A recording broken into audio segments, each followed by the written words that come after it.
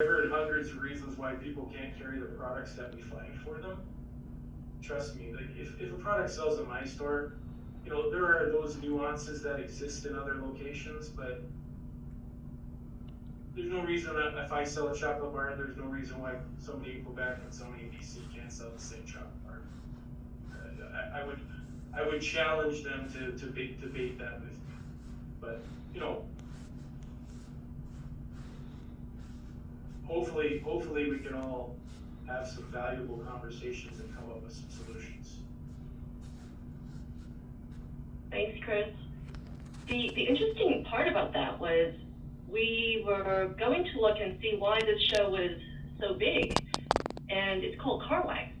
So it's everything to do with convenience store, car washes, fuel, and EV.